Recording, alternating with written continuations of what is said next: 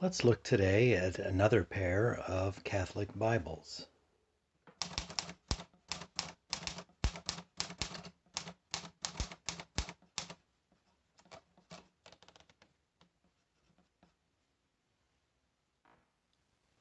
Hello everyone. Today we're going to look at a pair of Catholic Bibles in the Douay-Rheims translation.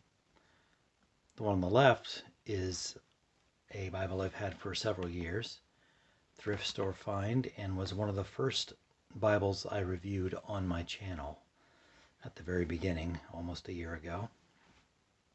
On the right is a new acquisition. This was a gift from a good friend of the channel, a good friend in real life, and a local to me, Thrift Store Bibles, aka Miserable Offender. And this was, we met up recently for lunch and had a few things set aside for each other, and this was one of the wonderful things he brought. So let's look at both of these. I'm going to start with the Thrift Store Douay-Rheims Bible.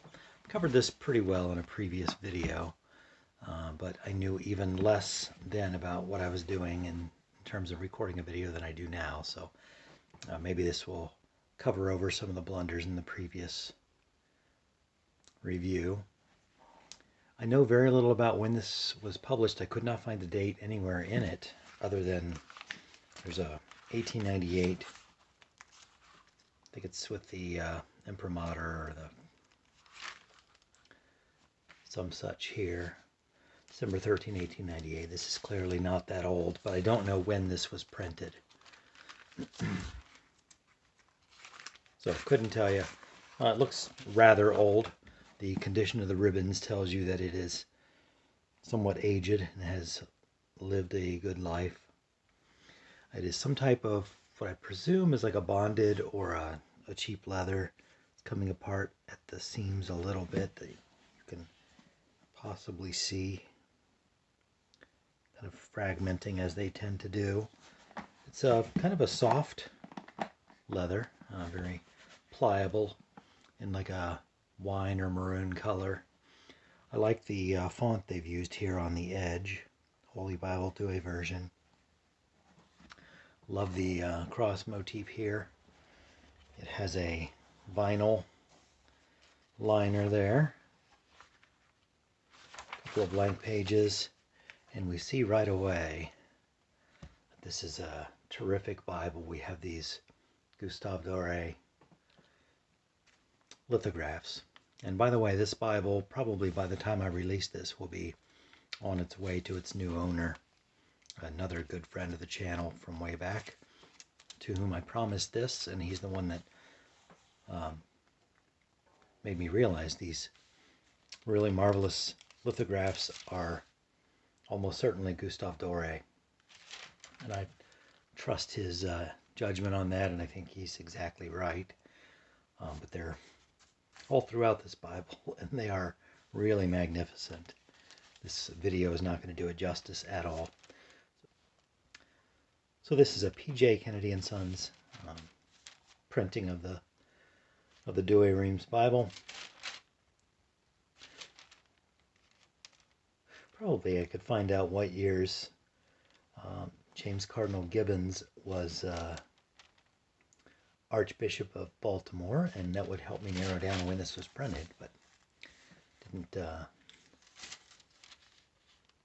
bother to do that ahead of time.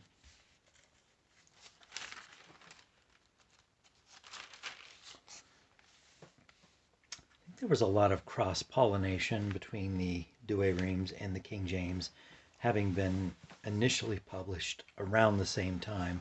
The Douay-Rheims beat the King James by only a few years in terms of the full New and Old Testament. And then later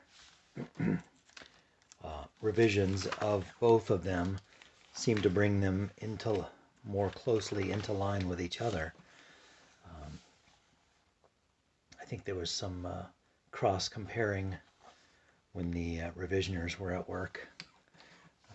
Like this is the Challoner, Bishop Challoner revision of the Douay-Rheims, so not the original text of the Douay-Rheims, but a later revision.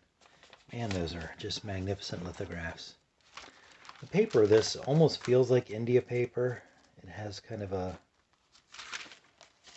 almost a velvety touch to it. It doesn't sound like it, but pretty opaque. There's no line matching, I'm sure, at this early date.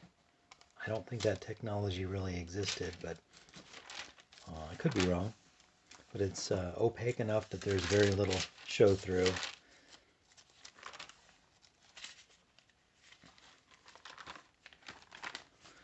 Of course, it has the older spellings of the books of Scripture, Jeremiah, Ezekiel with a Chiel, etc.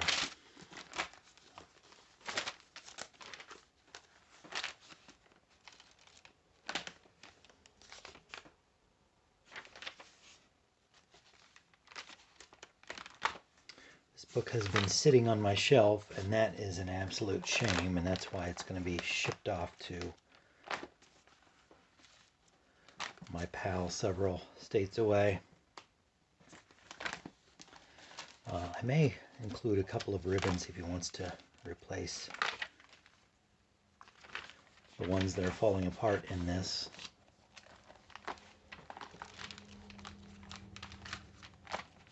Really, if I were to read a selection in the Douay translation and a selection from the King James, unless you really knew your scripture well, you would have a hard time telling the difference between the two and choosing which is which. We did like a Pepsi challenge type deal. It would be difficult. I don't know that I could tell the difference. Unless I happen to be reading from, well, I guess I do have a King James Bible now with the Apocrypha in it. So even that wouldn't give it away. So, sorry for the rambling look at this. Really just a beautiful Bible. I hope it gets some use with its new owner, because it's a shame it's been sitting on my shelf. So that one will be boxed up and mailed out soon. And replacing it on my shelf, and hopefully not just on my shelf, is this much more modern printing. Also, could be imitation, could be like a bonded or a, quote, genuine leather. Also with a vinyl paste down liner. This one has some color illustrations, photographs and such. This one is a production of St. Benedict Press. Let's get that locked down. 2009 copyright. And right away, I don't know if you can see that, but this paper is kind of a cream. You can see the contrast there. The print is similar in size. It might even be a little smaller here, but the crispness makes this easier to read for me than this. Neither of them is exceedingly difficult to read, but this certainly has the advantage. Maybe that cream-colored paper helps. Both of them, I didn't mention it in this. There are a good number of footnotes, translator notes and such like. At the bottom you can see. And cross-references here are kind of in their own little divided off section at the bottom of each column, which is unusual. Same here in this edition. It looks like, I haven't compared side by side, but it looks like there are more translator notes in this, unless I just happen to be stumbling upon those.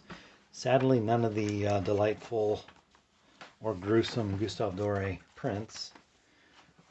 This, I know Miserable Offender Thrift Store Bibles told me where he found this. But man, this must never have been used. This little bookmark was in it. Hopefully he intended to pass that on. God answers prayers. If not, you know where to find it. Miserable offender, I'll gladly return it. This one is a red letter, and the Kennedy publication is not.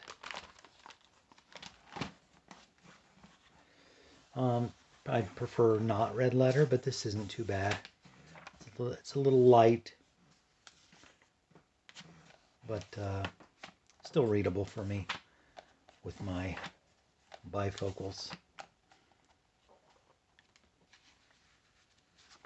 And this one has some really simple, they look like elementary school maps, lacking in any sort of detail at all. It's almost odd how sparse they are. There's an El Greco painting and some other kind of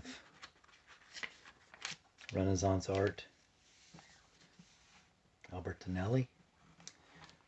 Mrs. Moving About would recognize these artists probably more than me. Should bring her in as a consultant on some of these. Really nice edition though. It wants to lie flat. Has a little struggle in Genesis, but as you get a little further by Leviticus, it's holding itself open pretty easily. So probably after I break it in more, it'll be a little more willing to lie flat.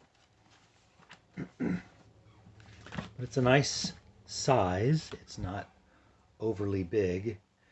And probably the reason this one sat on the shelf so long, I was afraid of damaging it further or it falling apart or something, which, by the way, I never mentioned it, the gold gilting around the edges here. That's, you know, it's old. It's dinged up a little bit. This one also has gold gilting that is not dinged up yet. This one has one ribbon.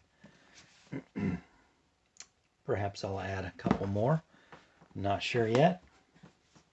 But really like the translation. Again, very King Jamesy, high sounding. It's pleasing to the ear. Sounds good read aloud. So we'll try to give that a little more use than I did the old Douay-Rheims. Yeah, find yourself one. I think these are still, maybe still in print by St. Benedict. I'm not sure. You can still find, I think there's a tan book. I can't remember the name of the publisher now. There's at least one other still printing the Douay-Rheims. There's probably several. Not as many as are printing the King James, certainly, and that's probably kind of a shame. It's